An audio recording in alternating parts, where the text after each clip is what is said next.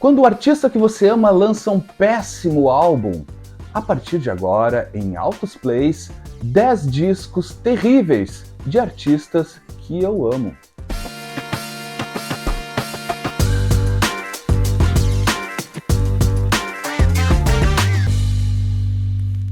Aquele momento onde você tem que admitir que, apesar de gostar muito do artista, ele errou o pulo feio, acabou lançando um disco bem abaixo das expectativas. E é claro, né, gente, que vale lembrar que nesse episódio é uma lista bem particular, é a minha opinião sobre alguns álbuns desses artistas, e é claro que pode ter algum disco aqui que você não concorde ou que você goste bastante, mas tá tudo certo. Mas confesso para vocês que foi um exercício, apesar de cruel, muito bacana de poder vasculhar aqui na discoteca artistas que eu realmente sou muito apaixonado, mas que eu tenho que, infelizmente, admitir que eles acabam errando o pulo e lançando um péssimo, um terrível álbum na sua discografia. E vejam bem, por pura coincidência ou não, são álbuns lançados nos anos 80 e também vale dizer que não tenho nada contra os anos 80, pelo contrário, tem muita coisa dos anos 80 que eu gosto, mas de alguma maneira ou os artistas não se adaptaram muito bem à sonoridade dos anos 80, ou então a própria sonoridade dos anos 80 acaba estragando algo que poderia ser muito bom. Então, assim, vamos nesse passeio aqui de 10 discos, com apenas uma exceção, vai ter um disco no final dos anos 90, que também é péssimo, mas, enfim, a discografia desses 10 aqui vai ser basicamente dos anos 80, e é claro, né, gente, eu vou adorar saber a lista de vocês, ou pelo menos algum álbum de algum artista que vocês são apaixonados, mas que tem que admitir que naquele momento eles erraram feio, ou então lançaram algo bem abaixo das expectativas. Mas vamos nessa. Vamos começar esse passeio, espero que vocês aguentem, porque, enfim, não deixa de ser curioso também, como eu disse para vocês, são artistas que eu amo demais, e eu começo com um deles já aqui, Rod Stewart, com o álbum Foolish Behavior, lançado em 1980. Tá aqui, então, a capa, né, que já traz aqui, vou mostrar detalhes depois para vocês, tem aqui, é uma edição promocional norte-americana, original, lançado em 1980, que vem aqui, indica aqui um pôster gigante, também tem um adesivo aqui, querendo cantar o single, né, do álbum aqui, a canção Passion. Tá aqui, então, a capa do Rod Stewart, de 1980, aqui a contracapa, aqui, então, desse álbum aqui que abre a década de 80, assim, e que de alguma maneira, infelizmente, assim, é uma sequência até de discos no começo da década de 80, assim, que não se salva muita coisa, né? Vai ter alguns aqui que realmente tem pelo menos uma música boa. Esse aqui não chega a ser tanto caso, assim, deixa eu mostrar o label também, ele é super bonito, pelo menos a arte dele, né? Então tá aqui, lançado pela Warner Bros., primeira prensagem norte-americana, original, Rod Stewart abrindo a década. Deixa eu mostrar também a parte interna aqui.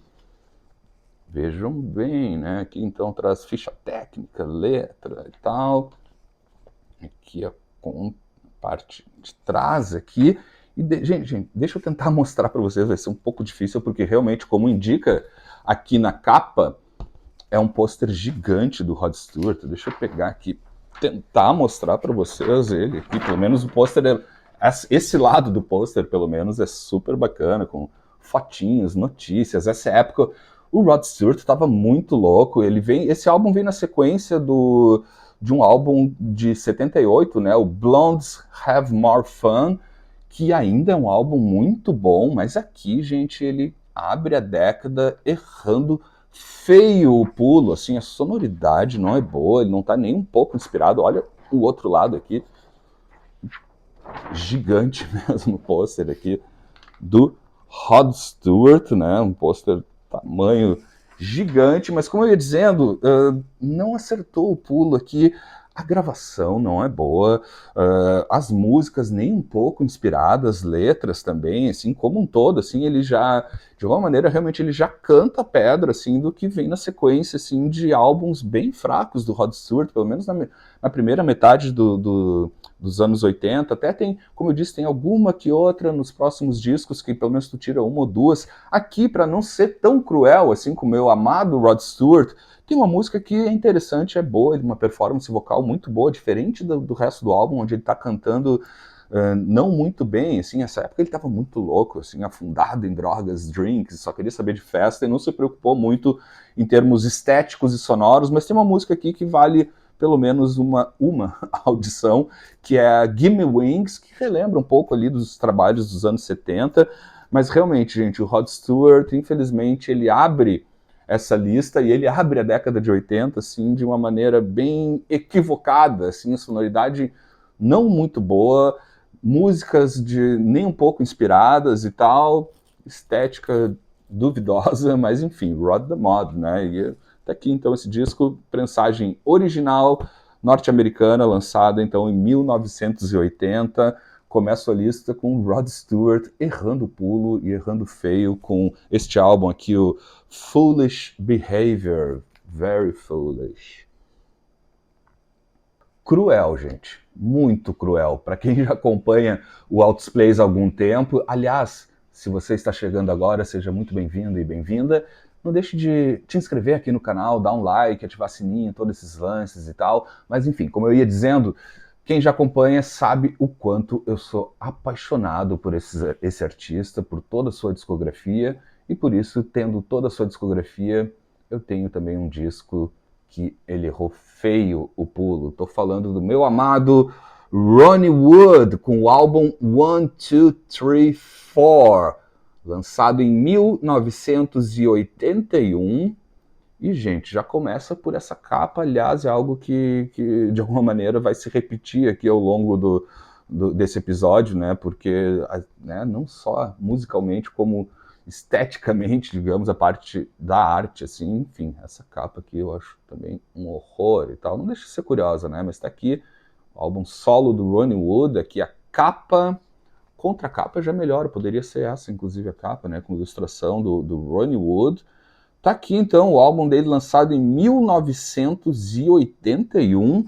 Deixa eu mostrar também, falando de ilustração, né, parte interna também é super bonita, realmente só a capa que não consagrou nem um pouco.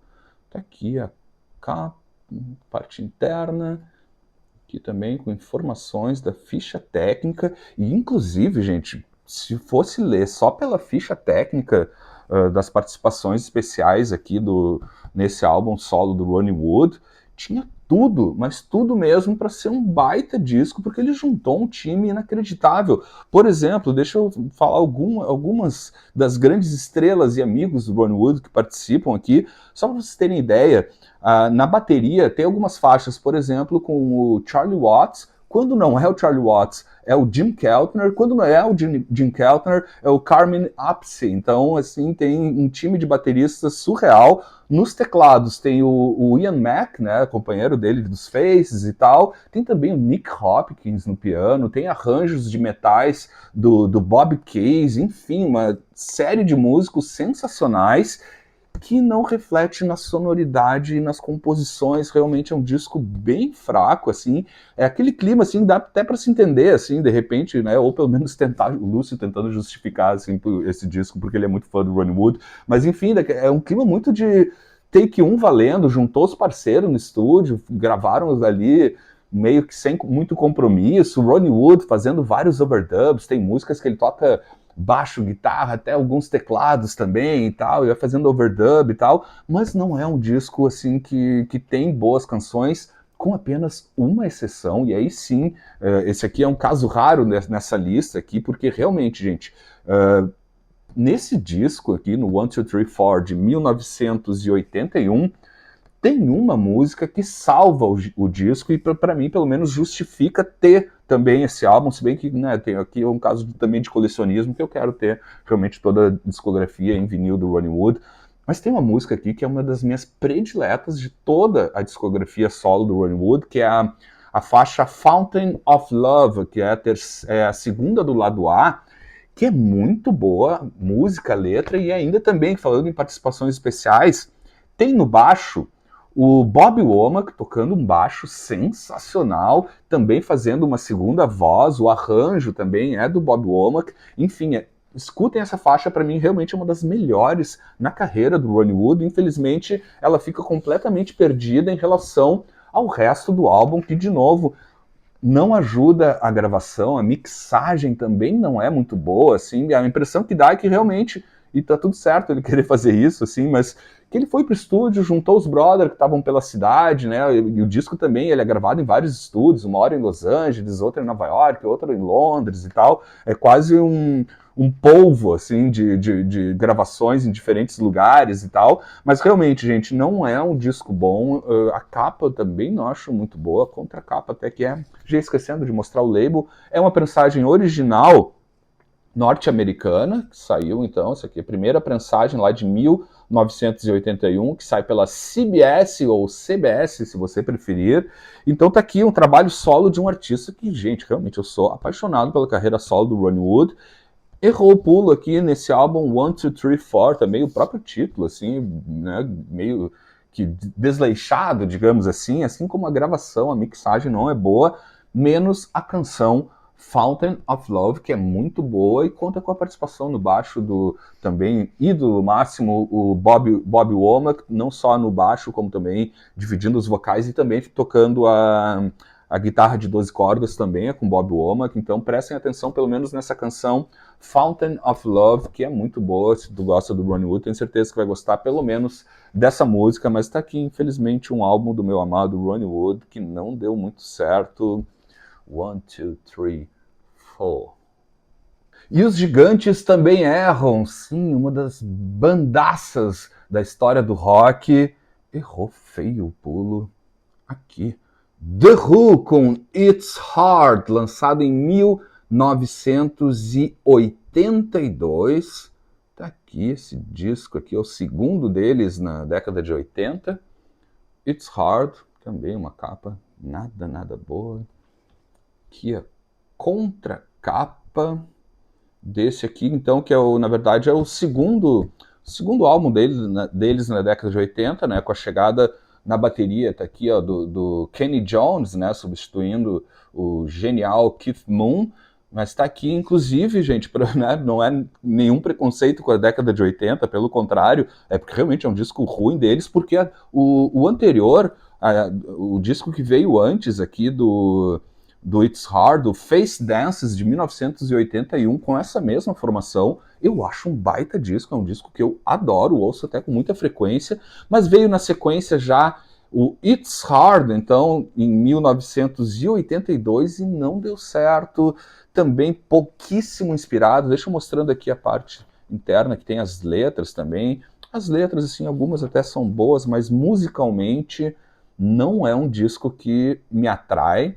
Acho que eles se perderam totalmente aqui, talvez por isso, inclusive, seja, né, o que foi considerado, né, o último álbum da banda, né, eles, a partir desse álbum aqui, esse é o último álbum de estúdio deles, na década de 80, sai ainda um ao vivo, que é da turnê desse disco aqui, eles voltam a gravar álbum de estúdio, vejam bem, acho que lá por 2006, 2007, enfim, nos anos 2000 sai um disco que eu tenho até, inclusive, aqui, eu trago ele em algum outro momento, e aí um disco muito bom, mas aqui, então, essa sequência de álbuns deles nos anos 80, já com essa formação com o Kenny Jones aqui, de novo, o de 81, o Face Dances, é um disco que pelo menos eu considero muito bom, mas aqui não é um disco bom, acho que eles também meio que soltaram muito assim a mão, assim, não se preocuparam muito esteticamente, a sonoridade não é boa, não tem, é um disco assim, sei lá, me bate, é um disco fraco, assim, sem energia, assim, não tem nenhuma, sabe, parece que eles estão ali cumprindo, né, nem sei se é isso, mas cumprindo contrato de gravadora, porque é um disco assim, nem sem emoção, na verdade.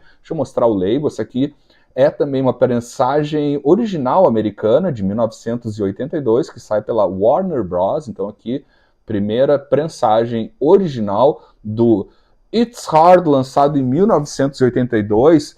Tem uma exceção aqui, que é uma música que eu acho até bacana, que poderia, inclusive, ter funcionado se já estivesse no álbum anterior e tal, e de repente nem precisariam ter lançado esse álbum, mas é uma música muito boa, né? Se eu tivesse o single já me bastaria, que é a Eminence Front, que é uma música que acaba inclusive entrando no repertório, no set list dos shows deles até hoje e tal. É uma música que eu destacaria aqui, mas, gente, como conjunto da obra aqui, infelizmente é uma despedida triste, inclusive, do The Who, né, da sua carreira, assim, né, dessa, digamos assim, essa fase, principalmente, como eu disse para vocês, pelo menos para mim, o álbum anterior, de 1981, Face Dances, é muito bom, mas aqui a continuação, mesma formação, mesmos músicos, mas erraram o pulo, um disco bem fraco, com exceção, talvez, pode ser que você goste de Eminence Front, mas não é o álbum, assim, o conjunto dele como álbum, para mim, não funcionou. The Who, It's Hard, Very Hard. Sim, até as rainhas erram. Nossa amada, saudosa e querida rainha do rock brasileiro, Rita Lee, com o álbum Rita Lee Roberto Bombom, lançado em 1983. Que capa, contracapa também. E, gente, claro, né, muita gente pode gostar desse álbum. Eu gosto muito dos trabalhos desse período. Esse aqui também é um bom exemplo, que também não é nada contra os anos 80, novamente, mas porque eu gosto muito dessa parte da discografia onde ela assina junto com o Roberto de Carvalho. Tem altos plays que eu adoro mesmo, mas não é o caso desse disco aqui. Deixa eu mostrar também a parte interna, assim. A parte de arte dele é super interessante. Tá aqui a amada e saudosa rainha Rita Lee aqui do lado. Roberto de Carvalho por aqui também.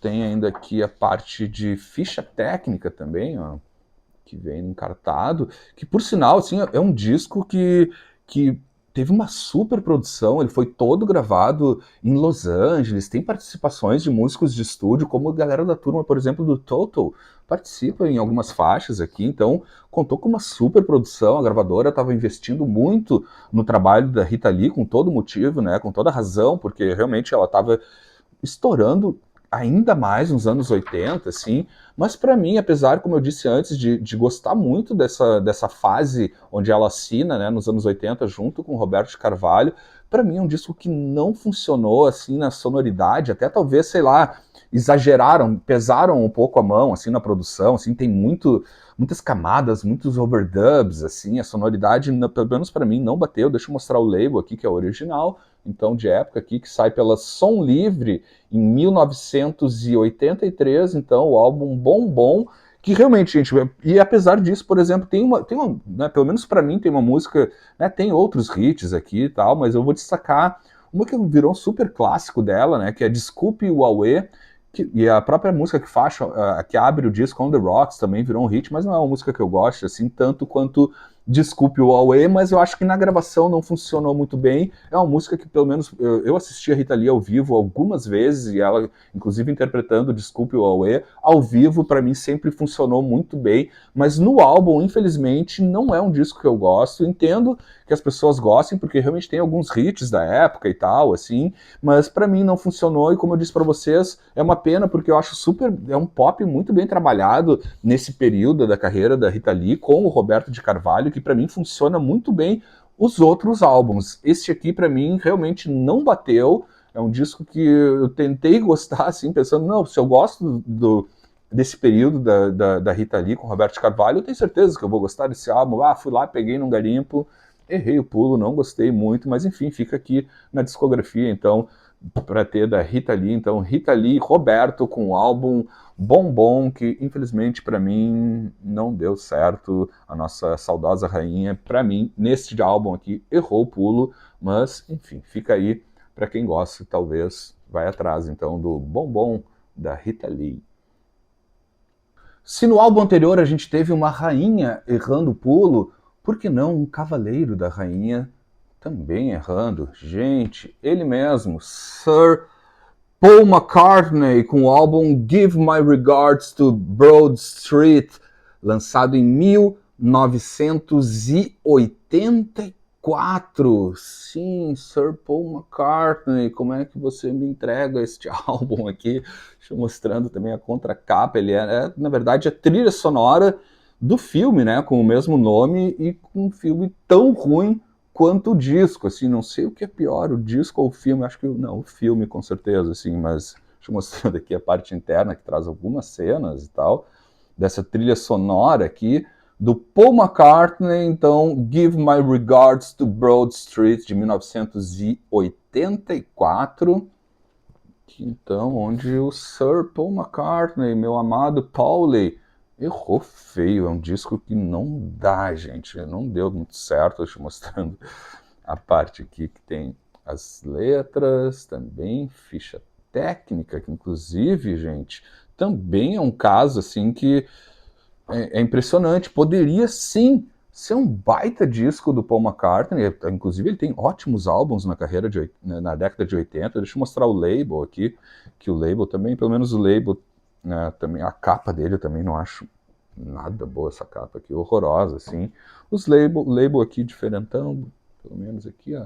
Isso aqui, prensagem original brasileira, que sai então em 1984, aqui, né, pela Parlophone também, né, pelo label ali, pela MPL.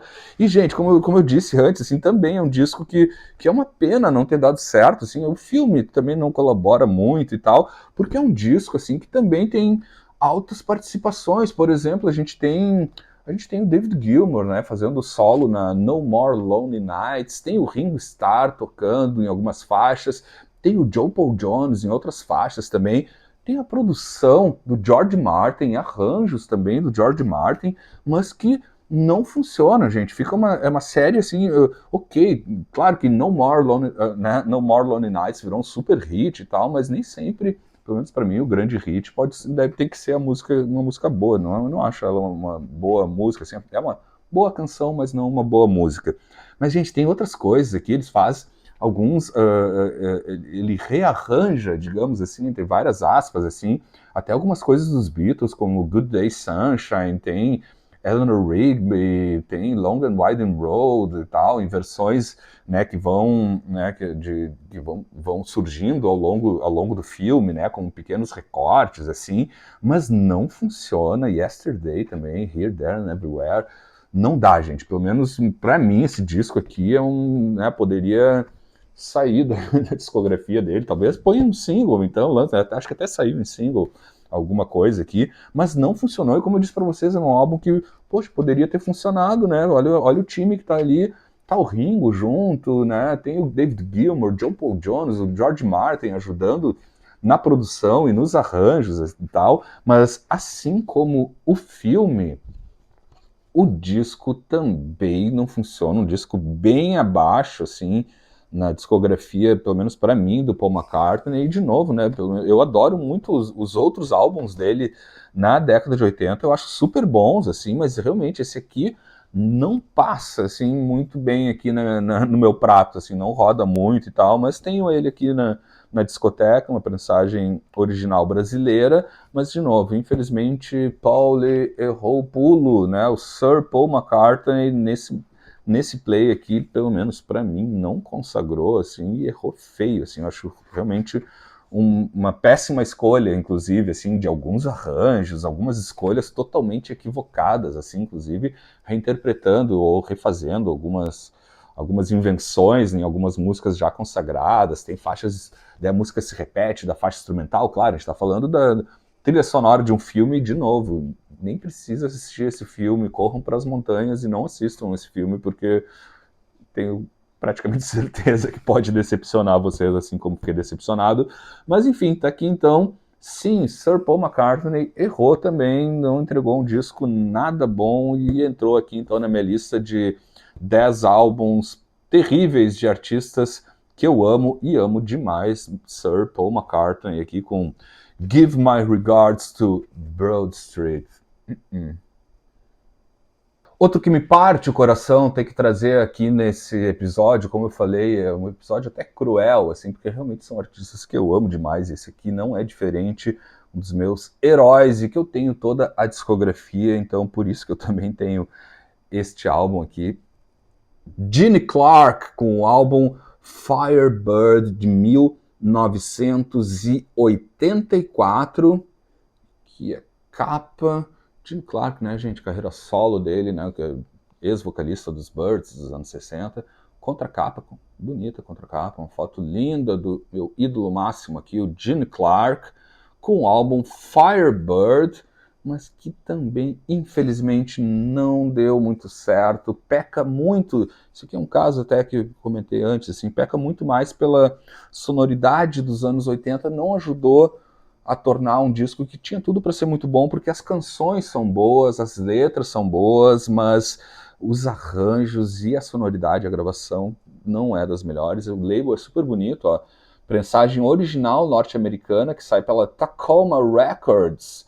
Tá aqui então, álbum de 84, disco solo então do Gene Clark, né, que ao longo já do final, né, da segunda metade dos anos 60 partiu para a carreira solo maravilhosa, que eu adoro, tenho toda a discografia dele e não poderia então deixar para trás esse álbum aqui, que enfim, apesar de ser uma tentativa, assim, mas tem algumas coisas que já indicam, assim, que também eles não estavam muito afim, aqueles discos que tem aqueles cortes no final, né, o fade out, assim, meio que do nada a música, parece que eles estavam sem paciência, eles talvez tenham notado, assim, que realmente não estava muito boa a sonoridade do disco e quiseram correr para terminar algumas músicas rápido, então tem um fade out em várias músicas, assim, de uma maneira um pouco aleatória, tem, assim, digamos, inclusive enche alguma coisa, assim, com algumas regravações que não precisavam ter acontecido.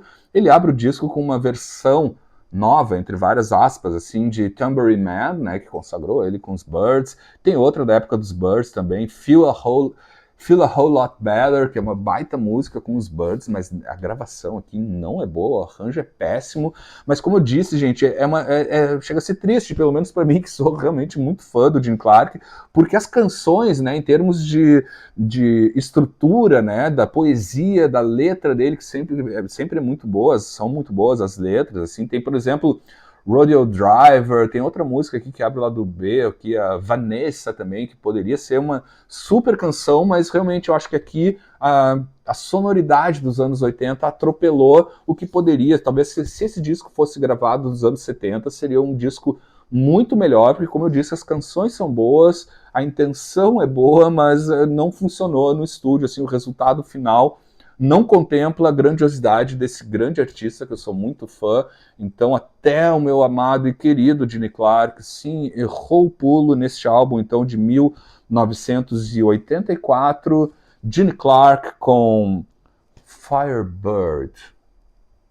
Agora caindo para a turma do jazz ou da música instrumental, dos guitarristas, vou trazer aqui um dos meus guitarristas prediletos, quando a gente fala principalmente de jazz rock, jazz fusion e tal, não só de guitarras como de violões também, mas que infelizmente também errou feio aqui na década de 80. Estou falando do Al Di Meola aqui nesse álbum do Al Di Meola Project, Soaring Through a Dream, de 1985, um super guitarrista que não por isso tem que entregou um super álbum, pelo contrário, não é um disco bom dele também, questão de timbres, escolhas bem equivocadas de arranjos, é um pouco do que a gente vai ver também na sequência de um outro músico de jazz que eu vou trazer aqui também, mas é um pouco do que aconteceu até muito nesse começo, na primeira metade dos anos 80, assim, de alguns músicos que vinham principalmente dessa, digamos assim, dessa linhagem mais do jazz fusion,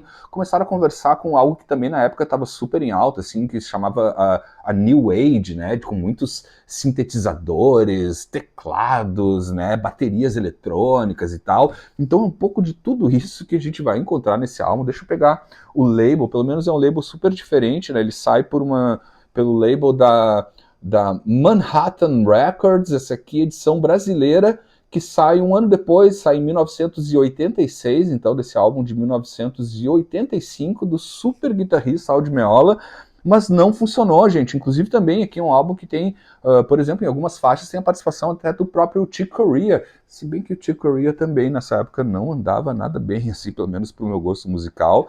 E infelizmente aqui também é um disco que até eu tinha grandes expectativas quando eu encontrei ele, assim, eu pensei, pô, Aldi Meola, eu nunca tinha visto esse álbum aqui, encontrei em algum garimpo da vida e tal, mas quando eu fui escutar, realmente, gente, é um disco que não amarra, sei lá, não amarra uma ponta na outra, assim, sabe, uma coisa para mim muito aleatória, assim, em termos de composição, assim, muito solto, tem muito sintetizador, até na própria guitarra, e uns violões estranhos também, assim. Não me agradou, realmente, eu fiquei até bem decepcionado, porque é um guitarrista que, ok, não são todos os álbuns do Aldi Meola que são nota 10, assim, pelo contrário, assim, mas geralmente ele não erra muito, assim, pelo menos pro meu gosto particular, assim. E aqui, gente, não salva, pelo menos para mim, nenhuma faixa, é um disco que realmente não gosto, não acho que funcionou, é uma pena, assim, porque realmente é um guitarrista de alta performance que tem um bom gosto, né? Costumava ter, pelo menos, mas chegou aqui, então, em 1985, também não veio com um disco nada bom aqui, então, o Aldi Meola Project. Vamos para outro super gênio, super músico do jazz, que eu adoro, tenho muita coisa dele, mas entre várias coisas que eu tenho dele, tem uma que realmente, assim como o Aldi Meola, gente, não dá. É um disco que não funcionou para mim. Tô falando do maravilhoso Wayne Shorter com o álbum Phantom Navigator de 1987, super saxofonista, um dos grandes gênios na história do jazz. A capa até eu acho bem interessante, gosto dessa capa aqui, é bonita, pelo menos muito louca e tal. Aqui a contracapa, mas também, gente, é um disco que até é muito próximo do que eu falei anteriormente em relação ao álbum do Aldi Meola Project. Também é um disco que traz muitas camadas de sintetizadores, assim, mas não, de novo, não funcionou. Também conversa um pouco, como eu falei também, dessa onda que tinha ali no começo dos anos 80, né, de uma música assim mais, digamos, até mais quase espiritual, né, New Age também, né, também conversando aqui nesse álbum, também cheio de sintetizadores, um álbum bem perdido, assim, de novo, também não amarra nenhuma ponta na outra, assim, deixa eu mostrar o label, essa aqui é uma edição brasileira, ó, que sai aqui pela Discos CBS, ou Discos CBS, de 1987, sai no mesmo ano que lá fora, mas realmente, gente, aqui também não funcionou, assim, até a própria performance do Wayne Shorter, assim, é muito vazia, também me parece um álbum sem energia, assim, sabe? Parece que é para cumprir também, né? Pelo menos a impressão que a gente tem, eu tenho escutando, assim, é tipo, vou fazer alguma coisa para tentar conversar com a nova geração, ou com a moda da época e tal, assim. E pro Wayne Shorter, que, gente, super músico, e é engraçado porque nos anos 80 ele tem trabalhos excelentes, assim, mas esse aqui realmente é algo totalmente fora da curva, assim, e que pegou a curva e caiu ladeira abaixo, assim, porque realmente não funcionou. É um disco que não é nada bom. Me desculpa se você gosta desse álbum aqui, gosta, né? De novo, gente, adoro o Wayne Shorter, assim como todos os artistas que eu estou trazendo aqui, mas realmente para mim esse aqui é um álbum que não precisava nem existir na carreira do Wayne Shorter, né? De novo, a capa eu até acho, de alguma maneira, ela super interessante, né? O muito louco e tal. Visualmente ele é bonito, mas musicalmente não funciona. De novo, perdido em várias camadas. As músicas parece que elas não terminam, assim, né? Ou terminam de uma hora para outra, assim, porque me pareceu, dá a impressão, pelo menos para mim, assim, que é aquela coisa também meio perdida no estúdio, assim, a produção, assim, não teve nenhum cuidado, assim, e o próprio Wayne Shorter, né, ele sempre foi um grande, além de um grande instrumentista, um super arranjador e compositor aqui, e a impressão que me passa aqui é que realmente ele não estava muito interessado, assim, e acabou soltando um play, assim, do nada, mas aqui fica uma não recomendação, por favor, nunca comece, eu fico imaginando se a pessoa nunca escutou o Wayne Shorter e vai começar por esse disco aqui, pode se arrepender muito, porque vai deixar de fora uma discografia incrível e maravilhosa que ele tem há décadas antes disso aqui, né? Desde os anos 60, 70, os anos 80 são muito bons, assim, com exceção, então, do Phantom Navigator com Wayne Shorter.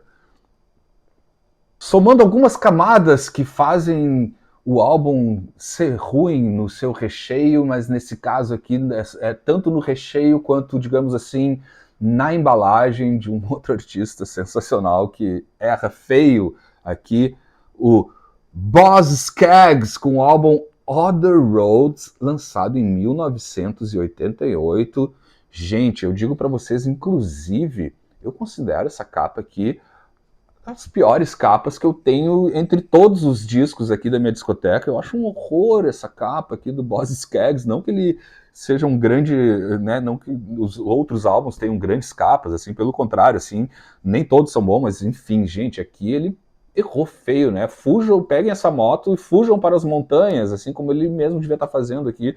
Parece uma propaganda de moto ou de moda de motoqueiro, né? A moda couro para você sair nos anos 80 andando de moto pelas montanhas e tal, fugindo do álbum que não é nada bom. Tanto a capa, gente, realmente acho que é a pior capa que eu tenho aqui na discoteca.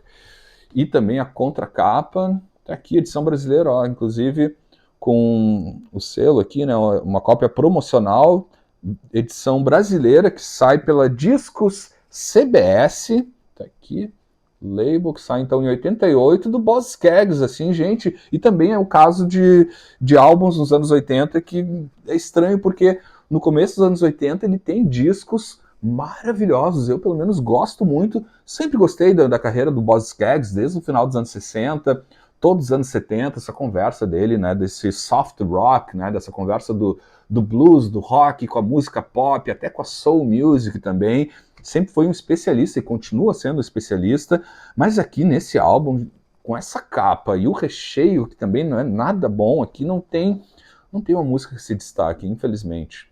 Aqui as letras e tal, mas aqui ele vai, desanda totalmente, assim, é um disco muito... Acho que dos que eu tô trazendo aqui, não. O próximo que vai ser o último é o pior dessa lista aqui.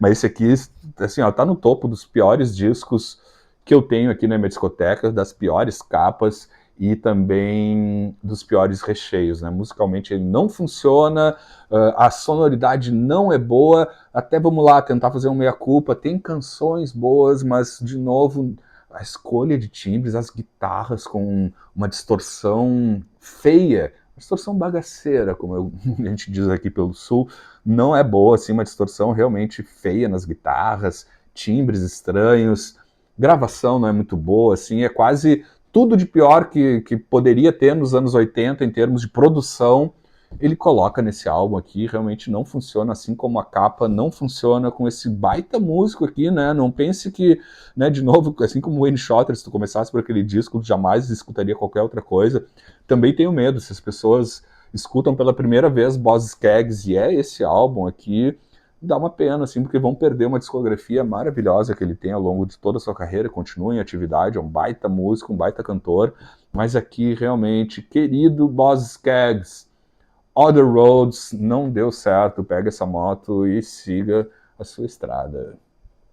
Finalizando essa lista de 10 álbuns terríveis de artistas que eu amo, agora a gente sai dos anos 80 e vai para os anos 90, mas os anos 80 não saíram deles, infelizmente. E também, gente, é uma banda que eu adoro. E aqui até vale uma explicação, que daqui a pouco tu pode estar, se tu chegou, aguentou chegar até aqui no vídeo, pode estar se perguntando, tá, Lúcio, mas por que tu tem, se o disco é ruim, por que tu tem? Em alguns casos, como é, inclusive o exemplo desse próximo álbum aqui, é simplesmente até uma questão de colecionismo nesse caso, assim, que eu quero ter a discografia completa da banda em LP, né? Claro, quando são bandas, como é o caso dessa, que não tem uma discografia muito extensa, né? Então, para fechar a discografia, eu digo, mesmo sabendo que o disco não é bom, eu vou ter ele igual, só para ter toda a coleção do artista. É o mesmo que aconteceu aqui nesse episódio também com álbuns, por exemplo, do Ronnie Wood, que eu também tenho toda a discografia, do Gene Clark também. Então, aqui é muito mais uma questão de colecionismo. Em outros casos, pode ser até que, até pelo fato de algumas pessoas saberem que eu gosto do artista e tal, sei lá, por exemplo, Rod Stewart, todo mundo sabe, né, os amigos, enfim, gente conhecida, assim, próxima, que eu adoro Rod Stewart, então a pessoa acaba, às vezes, me presenteando com um disco que eu nem teria, né, então, inclusive, gente, tem vários outros artistas que eu amo de paixão, que aí eu nem tenho os discos, mas, enfim, não é o caso desse que eu vou mostrar aqui, que é um álbum literalmente só para fechar a discografia. Inclusive, gente, vai ser difícil, eu vou ter que dar um jeito para mostrar a capa dele, que é um horror, assim como o álbum também é horrível, já é de 1990, inclusive também o álbum dessa banda que eu vou trazer aqui, dos anos 80, ainda em vinil, é muito bom, eu adoro, mas aí eles chegam nos anos 90, muda a formação. Eu vou já mostrar aqui, eu vou ter que mostrar primeiro a contracapa para dar um jeito de mostrar a capa para vocês, porque com certeza ela seria censurada ou banida aqui do YouTube, e não precisamos, né? Mas vai para ilustrar, vou mostrando primeiro a contracapa, que já entrega o horror que é, né?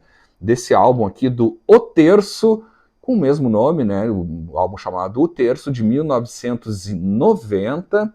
Gente, olha o visu da galera, né? Os instrumentos, né? Aqui, inclusive da formação original do Terço, né? Essa banda super clássica brasileira, que ao longo dos anos 70 também das grandes bandas do rock progressivo brasileiro, assim, que eu adoro. De novo, tenho toda a discografia deles, e para fechar, digamos assim, pelo menos a discografia deles em vinil, peguei essa bomba aqui. Olha a guitarrinha do Sérgio Rins aqui, que inclusive é o único membro da formação original nesse formato de trio aqui, que tem ainda o Flávio Pimenta na bateria, né, e também o Geraldo Vieira no baixo, aqui o Geraldo Vieira, e aqui o Flávio Pimenta, que traz essa formação horrorosa. O disco é horrível, horrível, né? Pelo visu da galera, tu já pode perceber aqui, sonoridade horrível, mal gravado, umas guitarras, e o Sérgio Rins é um dos grandes guitarristas, eu adoro ele como músico e guitarrista, mas aqui se perdeu, já colocando um pé, assim, digamos,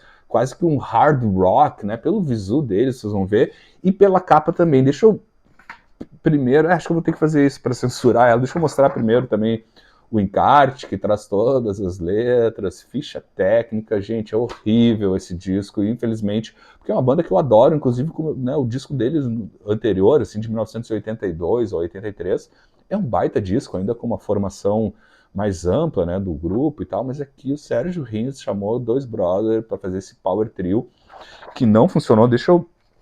Vocês vão entender a capa, eu acho, mas depois procurem no YouTube se ficarem curiosos e tal. Mas realmente eu vou ter que tapar, porque ela certamente seria censurada aqui no YouTube, e vocês vão entender o porquê, porque a capa é isso aqui, gente.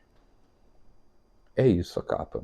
Se eu tirar aqui, não, eu vou ser banido do YouTube, mas é isso. Cravando uma faca nos seios dessa mulher e tal. Gente, é péssimo, realmente, é horrível. Aqui, literalmente, é um caso aqui especial, só para fechar a discografia do Terço, que eu fui atrás desse disco aqui, porque realmente, gente, não dá. Vejam depois essa capa completa que vocês vão me entender, mas a contracapa já entrega, assim, às vezes pelo próprio visual, assim, já entrega. Vou mostrar o label para vocês, o label não precisa censurar. Prensagem única, ainda bem que única, na verdade, que sai em 1990 no Brasil, aqui pelo label do Estúdio Eldorado, álbum de 1990. É o último disco na discografia do Terço a sair em LP. Na sequência, até melhora e muito a banda, né, depois desse horror que é esse disco aqui, mas depois eles só tem lançamento em CD, e alguns DVDs também eles lançaram, né, e continuam ainda alguns trabalhos, mas a discografia do Terço em LP termina com essa bomba horrorosa de 1990, não precisa nem escutar, mas enfim, se ficou curioso ou curiosa com esta capa aqui, eu tive que censurar, porque certamente eu seria banido, e não queremos banir o nosso querido Altos Plays. Inclusive, gente, só reforçar, eu quase nunca lembro isso, mas uma grande espectadora aqui do canal disse que às vezes é bom eu lembrar, né? Um abraço aí para a grande amiga Pati.